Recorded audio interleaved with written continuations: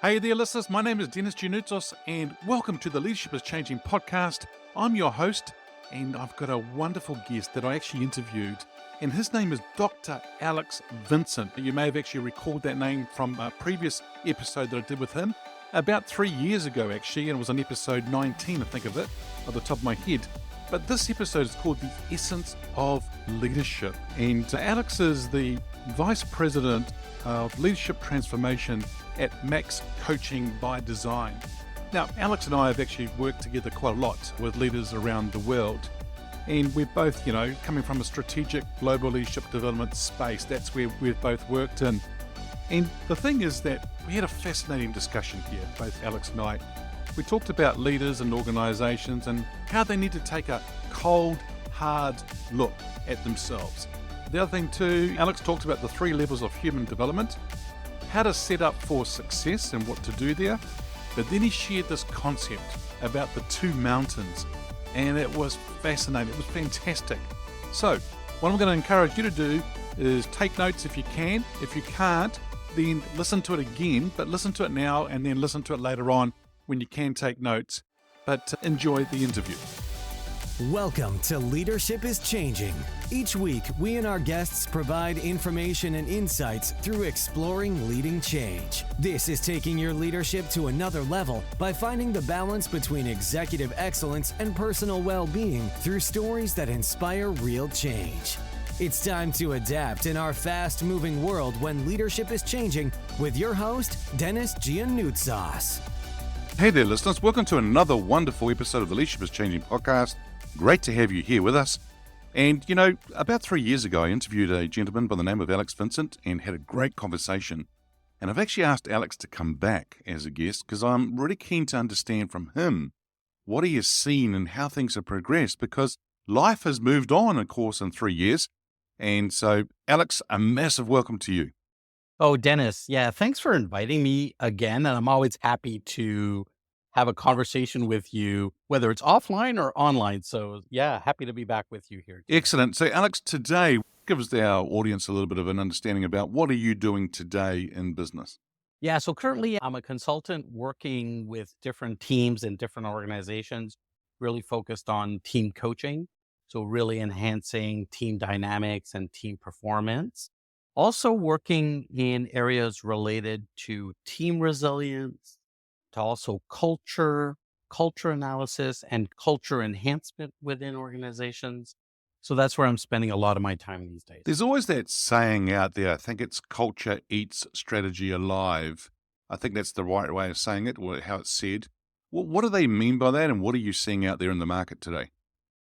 Yeah, so that's actually a really great question. So if we think about the things that have evolved over the last few years, we know that there are organizations out there that are performing quite well. So in other words, they're delivering on their strategy. So they have very good sales, they have very good revenue, they have very good profitability. And some organizations aren't performing that well or having difficulty attracting talent or retaining talent. And what we're seeing is that more and more, either people inside organizations or people who are exploring joining an organization, it's not just about the job, it's not just about the pay, but more and more people want to join a culture that has some very specific characteristics where they will be more likely to succeed, as opposed to a culture that's maybe not as positive or as supportive or as tolerant of errors, as an example of cultures that people may not be attracted to. Okay, so what I'm hearing here, Alex, is that the culture is really, really important. So I think it's really, really important. And so when you say that, Alex, about the culture side of things, I think it's really important because, a lot of people do join organizations, but they leave people. And if the culture isn't right, how does an organization, A, know it's not right, and B, how do they fix it? Two great questions. So on the first question, I think, and it's interesting, I was having this conversation just a little while ago, and I was saying there's an organization that I was working with where they have a very innovative culture, right? So their culture is quite good in innovation and, developing cutting edge things. And yet, if we looked at, so that was a very positive culture, right? Able to innovate, able to deliver, some very nice product. But then if we looked at the people side of the culture, then the people side of the culture wasn't really following suit. So in fact, there could be parts of a culture that are really positive and then other parts of the culture that need to be worked on. So I think it's really important that leaders in an organization really take a cold, hard look at current state of affairs. Because I think sometimes because they're focused so much on one part of the culture that's, good and positive and working well, we can easily imagine that, oh, well, the whole culture is good. And in fact, that's usually not the case. So usually there'll be parts of the culture that will be strong and then other parts of the culture that need to be worked on. If we talk about what can help them do it, well, first of all, is taking a really, really cold, hard look at both the subjective parts of the culture and the objective data. So, for example, cultural surveys or cultural diagnostics or engagement scores or things like that can give us a good indication. But I think actually having conversations with people that are in the culture and maybe people who have left the organization as well. So to not be reticent to talk to people who have left the organization and talk about were there any characteristics of the culture that led them, to move on.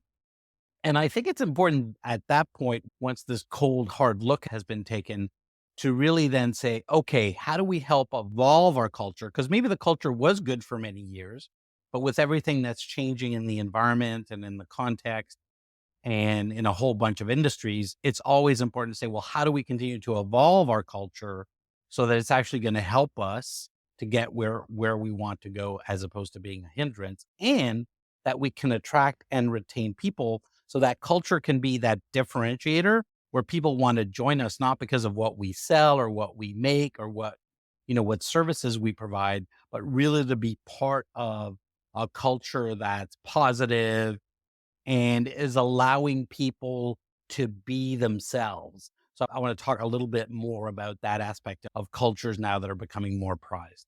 It's interesting how you talk about the cold, hard look.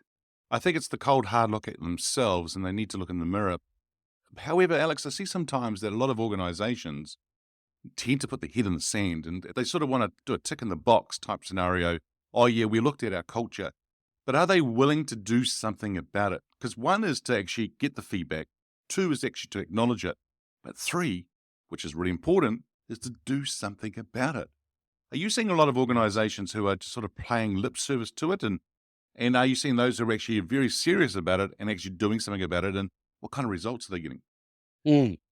I think if organizations are really committed to the first part, right, really taking a cold, hard look at, the culture, the current state of the culture, they tend to be more open to the feedback that's generated, right? And to the feedback that's shared. So usually those two will go hand in hand, right? If we're willing to take a cold, hard look, we're more likely then to be open to the data of where we are, culturally. What tends to be a challenge is how do we make things better or how do we evolve the culture? It's not necessarily about the culture being better. It's about being more adapted to where the organization is. And I think I'll give an example in terms of leadership development. And I think a lot of organizations over the past, many, many years have really said, hey, how do we develop our leaders? How do we develop programs to help them become, more strategic thinkers, to help them become, better managers, to help them do business planning, to help them drive results, to help them take on accountability. And that's great, right? And that's really great and really important. And they tend to stop there.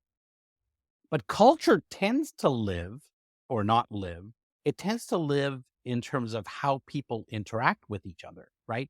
Sort of the interpersonal dynamic that happen inside an organization. So those are things like emotional intelligence, right? Empathy, compassion, vulnerability, being open to diversity, psychological safety, so people can be themselves, are not just allowed to be themselves, are actually supported in being themselves and sharing who they are and sharing their knowledge and sharing their experiences. And along with psychological safety, something we don't talk about a lot, and it's a concept that I've been thinking about very recently, that's psychological security. So we could say, yeah, we're psychologically safe and we want people to be themselves and we want people to talk about who they are. But if something happens where a group or a person or a team is not allowed to do that, do we have a security mechanism, so psychological security, to intervene and do something when the safety isn't there? So, in other words, can somebody raise the flag and say, hey, thought this was a psychologically safe culture? I actually don't feel comfortable in either sharing something I'm seeing or not allowed to be myself. And then do we have a mechanism for security, for intervention to do something to kind of bring things back? That's where many organizational cultures tend to not go to that interpersonal dynamic, tend not to create a holistic, psychologically safe environment. And if the safety in the environment is not upheld, there's no security mechanism to intervene. So that's something more and more that people inside organizations and people outside that are thinking about joining the organization are very attuned to. Yeah, and hopefully they're picking up things within the interview that they're having as they're going to look at the organization. And listeners, if you are looking at going through an interview and you're looking at an organization to join, these things that Alex is sharing is very important for you to think about as well. But also, if you're not getting that kind of feedback slash, understanding within the interview, go and research, go and ask others who you may Yeah. know who are in the organization or been part of the organization in the past. LinkedIn gives you a big clue because it tells you who the employees are. But if you've got a relationship with someone, that's what I'm saying. You go and talk to them and find out more. Yeah. Mm. I think you're hitting on a really important point, Dennis. As I work with organizations, right, I'm usually talking to leaders in the organization and I ask them, well, describe to me, the main characteristics of your culture. And they'll usually be, pretty open about it and share, well, here are the good parts of our culture. Here are the parts of our culture that maybe we need to focus on and do something about. But then if you start to talk to people who aren't in senior leadership roles, then you might get sort of a different perspective, right? Because the experiences aren't the same. And what people are exposed to inside the culture will be different depending on the level that you're at, depending on the part of the organization that you're in, and depending on the leadership of that part of the organization. So that trying to get a holistic view and trying to get it from the inside, Dennis, to your point, because, we can go on LinkedIn and we can go on the websites of organizations and, they'll describe their values and they'll describe their culture and they'll describe, what's really important to them. And then you talk to people on the inside and say, well, tell me about those values. They go, yeah, these two values we're pretty good at. These two values over here, not so much. That's where you get sort of the inside scoop to then say, okay, so what is it really like? You know how you visit a house that you might want to buy? You visit it, you go, yeah, it's really cool. But maybe you want to talk to the people who lived in the house before who can tell you, where the pipes tend to jam up or where the electricity isn't perfect or where the heating system doesn't work as well. It's only people who have lived in the house that can really share that information. And then you might want to bring in some experts too. And this is maybe a little bit difficult, this kind of sort of piece that I'm about to say, because what are you going to do? You're going to bring in lawyers, you're going to bring in people like you and I to say, hey, what is the culture really like? No, you can't do that. But, when you look Yeah. at buying a house, you may bring in an electrician, you may bring in a builder and so forth to Yes. look at it so that you have that freedom to do that. But when you're going to go into an organization, you don't really have that kind of freedom of bringing in other Yes. people, experts in the industry to sort of find out. But yeah, it's really interesting. So listeners, do your research, understand where you're going and who you're going to. But also, I think, Alex, sometimes we as individuals may want to set our intent. In other words, what's the kind of, and get clarity around what's the kind of organization we want to go and work for. And then it's actually quite amazing how we can actually attract that kind of organization to us when we get clarity and we set intent on where we're wanting to go. Okay. So, Dennis, you're hitting on a point which I've been thinking about and researching for the past little Nice. while.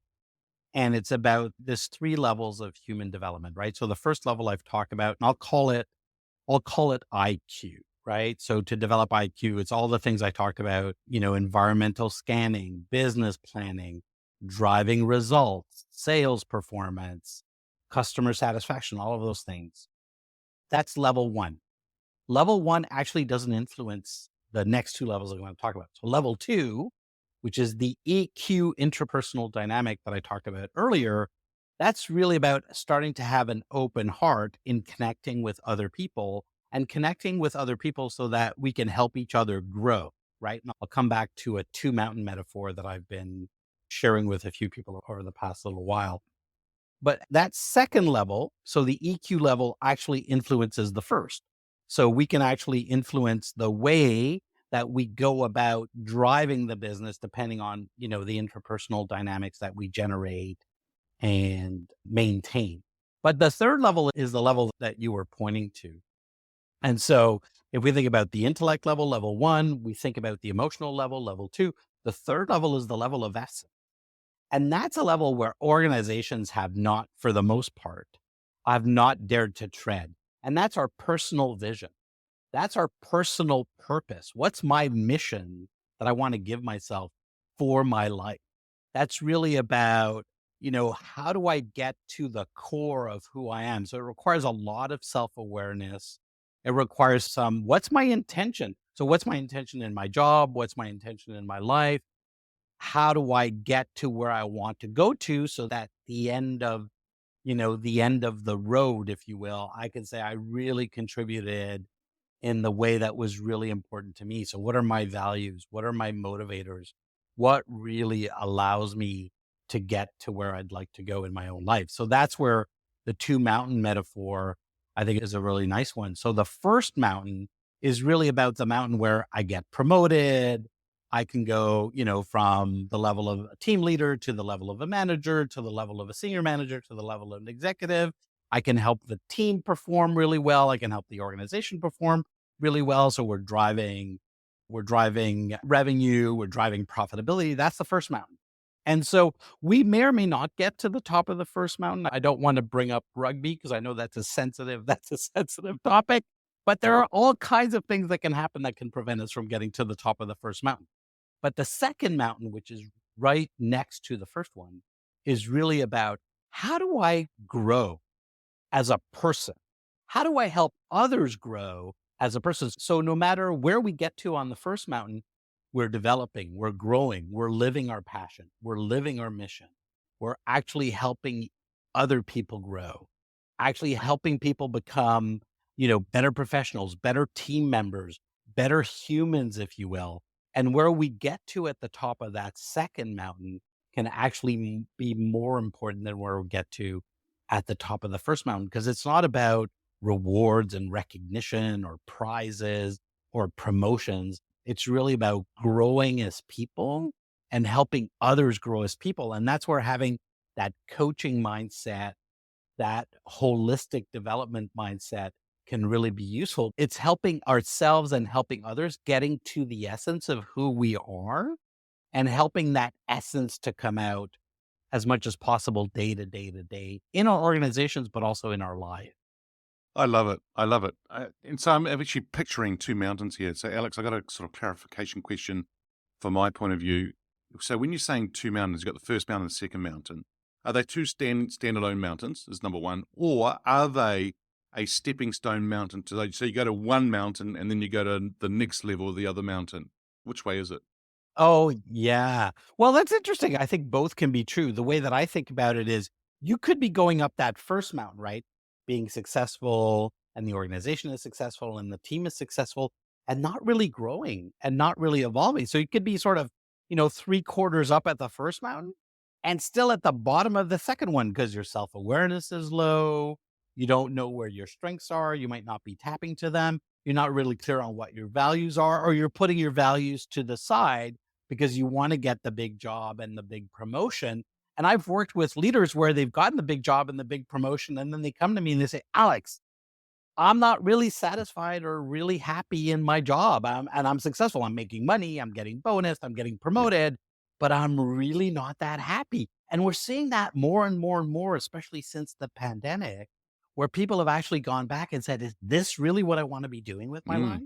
even though I might be successful. So they're kind of independent, Dennis. Yeah, they're kind of You independent. know, I interviewed a guy a couple of years on the podcast, and he talked about that there are a lot of people out there, just going on what you said there, Alex, who are wanting to achieve things in life. So achievement's a big thing for them. But what's really missing for them is the fulfillment. And so what you just Yes. talked about them being, are they really happy in what they're doing? Are they really clear in what they're doing? And you're right, the pandemic, the COVID side of things, actually it was the lockdown. I mean, the pandemic was, oh, what is this thing? Hmm. But it was the actual Hmm. lockdowns, the mandates and things Hmm. like that. That's what really sort of made people reevaluate life and not just reevaluate their business, let alone try and survive in business through those lockdowns.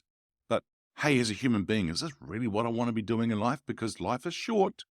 And so, well, what should I be doing? What do I really want to do? And it's really amazing, right? So it's a bit like even, I've had some 40-year-olds and some 50-year-olds, Dennis, when I grow up, I want to do this.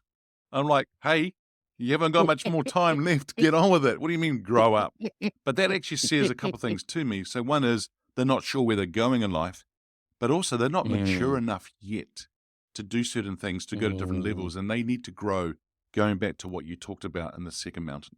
Yeah, and I think it's great. Thanks. Yeah, thanks for sharing those vignettes. They're awesome because they're getting to the core, right? And I think what happens is when we're climbing that second mountain, if you will, or others, others are able to climb up that second mountain is getting to a level because the first mountain, there's some components of fear, right? Like, will we get there? Will we be successful? So I could be fearful of failure. I can be fearful of feedback, right? So do I really want the feedback to tell me how I'm really doing? Or do I just like focus on the results? And, there actually is a fear of allowing my essence to come out. I was having a coaching conversation a couple of weeks ago where someone was really, struggling with this is what I want to do with my life, but I'm a little bit concerned to really allow myself to come out. And the question that I posed was, what would happen if your full essence was shown to the people that you're working with? Like what would happen if you showed all of it? And it was an interesting sort of thought for that person to think about, well, what would happen or what could happen if I let my essence out? And I think as we climb that second mountain or others climb that second mountain, I think we can get to, and this is a concept that's come out recently, get to a level of fundamental well-being. And the fundamental well-being is that no matter what happens, like I thought it was going to go this way, but I actually went that way. And I thought I was going to be promoted and I didn't get promoted. Or I thought, we're going to land this client. We didn't get that client. To just say, well, that's part of moving up that second mountain and I will be okay and everything will be okay no matter what happens. So not fearful of trying, not fearful of it not having, not working, not fearful of the feedback that I get, not fearful of showing who I am and, whatever happens, happens. Then we're at a level of fundamental well-being where it's like, whatever happens is great, whether it's not the outcome that I wanted and that's actually getting to that point. I think if we get to a level of fundamental well-being, either individually or, the people that are working on the team, that means we've gone quite a long way up that second mountain, Dennis. Yeah, and hey, thanks for not mentioning rugby and talking about that. So that's all good because that mountain's not very nice at the moment. But anyhow, that's all good. We'll get over I that. The get it. counseling's going very well, but we'll get there. Hey, if you want to have a talk, you can call me Yeah, I offline, will. I Dennis. will. Yeah, good. We can have a session. Good. And the thing here is that when you talked about letting my essence out or sort of showing more of ourselves, there's those words you used before around vulnerability and transparency and that kind of stuff. How Mm, much do people share? Because a lot of people are saying to me, "Yeah, that's all good, Dennis, but I don't want to share everything with people." And I go, "Look, it's not about you bringing out a box of tissues and you sitting there crying and all that. We're right. not talking about that. But the question Yes. here, Alex, is how much do we share?" Well, I'll say this. So this is going to go back to what we were talking about a little bit earlier. So there are cultures and there are interpersonal dynamics that happen inside a culture that will give us either explicit cues or implicit cues to say, I better not show who I am. So really, rein that in. Or, you know what? I can show a little bit more about who I am and what I'm about and what's important to me. And then as we do that, then we'll get feedback. We'll either get explicit feedback or implicit feedback, but I'm talking about like signals from the culture and from the environment that will then say, okay, I can go a little bit more. But you're right. I don't think organizations are really a spot where we can open up the kimono and show all of it all at once. I think there's some things in there where, first of all, you have to be so secure inside yourself to do that will require quite a bit. But there are people and there are cultures where that would be too much.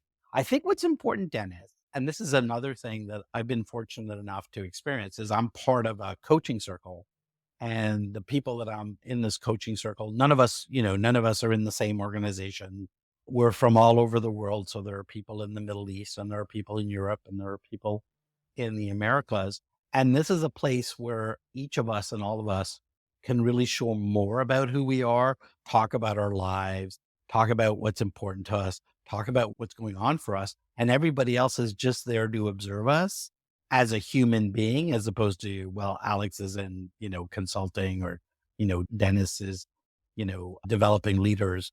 It's not really about that. It's really having human conversations about life. And it's just been such a gift because there's no judgment. It's just we're there for each other. And even if we can't, help in any way, we're just there to listen. We're just there to really connect with each other and be there as a support. So I think sometimes if the organization doesn't have a place where we can do that, I think it would be important for organizations to actually create spaces for that to happen. If it doesn't, then it's outside the organization where we need to have mechanisms to show more who we are and for others to show more who they are. But I think more and more, Dennis, people are looking for that and people actually need that so they can go back and be more authentic and be more true, not just with the organization or the culture, but also just true to themselves and not have to twist themselves into pretzels as much. Into pretzels, I like that. Yeah. The thing here is, listeners, don't be something you're not. So in other words, some of you are actually trying to be something that you're not. And I find, Alex, that a lot of leaders hide behind the title, behind a mask, if I can call it that. And they're trying to be something Yes. that they're not. And I'm like, come on, you got to be real here. You got to be authentic, as you said. But, have that hard kind of cold conversation with yourself, as you called it before. But you're so right in what you're Yes. saying. Yeah, I think it's the community. People are looking for that community. People are looking for somewhere whereby they can be themselves and they're not being, and I love what you said, not being judged. There's no biases. It's just they are who they are. And so, yeah, if you can't find it within the organization, if you can do that within an organization, and leaders, as an example, are having like little groups whereby they can talk freely, have that psychological safety/security that you talked about earlier. What a wonderful thing. And then they can share with each other and they can learn from each other to become better people and better leaders and a better organization. Yeah, I think what you're highlighting for all of us, Dennis, is so important. So just going back to the three levels, right? So level one being IQ doesn't really influence the other two. Level two being EQ influences level one, doesn't influence level three. But level three being SQ, so spiritual quotient, that actually influences level two and level one. And so if we are able, either individually or with either a coach or, a mentor or a coaching circle, to actually dig into a little bit more of the essence of who we are and letting it come out a little bit more. Again, not necessarily fully all the time, but just a little bit more. And then finding places where we could show it even more so.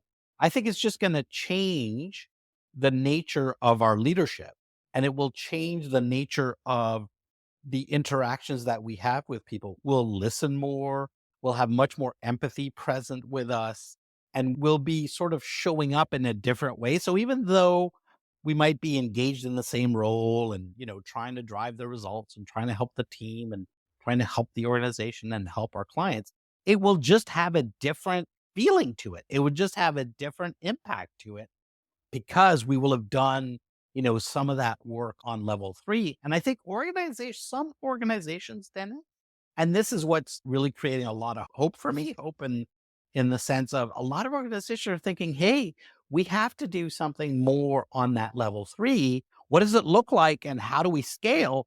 And there are things that can be done to help people inside organizations work on a little bit more on that spiritual level, if you will. Yeah, wow. Excellent. Now, Alex, I actually sort of, when it comes sort of to an end of a conversation, is I ask people to share where they, get their crystal ball out, where they see leadership being in 5 years. And you and I, out on the previous episode where I interviewed you, you answered that question. But I'm just wondering, where do you see it now? Where do you see leadership being in 5 years from now? So I think much more attuned to and embracing diversity and inclusion through empathy, compassion, authenticity, vulnerability. I think we've collectively in organizations and as, consultants and coaches, I think we've gone on the shallow end of that, but I think there's going to be much more emphasis, much more effort put on that. So I think we'll be digging into that a lot more. And we're seeing that already because the well-being and the resilience and all of that is in that space. But I also think we're going to start to dip into these new waters of mindfulness, of presence, of vision, of hope, of intention, of purpose. So this level 3, I think we're starting to see just the early signs of that. And I think more and more we'll at least start to have conversations around it. And then hopefully we can start to see commitments around it so that cultures will actually be quite different in 5 years than they are currently. And I'm talking sort of generally. I think organizations are starting to realize there's more that we can do, and there's more that's important for us to do. Otherwise, we might attract the people that drive and the people that will push for results and that kind of, but will we attract the sort of people who help each other out, the sort of people who are willing to have human to human conversations, the people who are willing to help others show their essence or just to get clarity on who they want to be and I think we're going to see more leaders having those types of dialogues and committing to more of that kind of work. Excellent. Now, Alex, I've actually got another question that did pop into my mind as you're talking there, because I think you've been talking about that analogy of the two different mountains. And anybody that's really good at what they do in the sense of in life, on anything, they always prepare really well and they always make sure they've got the right equipment. If you're going to go and hike up or go up mountain climbing and Mm, doing things like that, you need to have the right equipment, the mhm. right things around you to support you.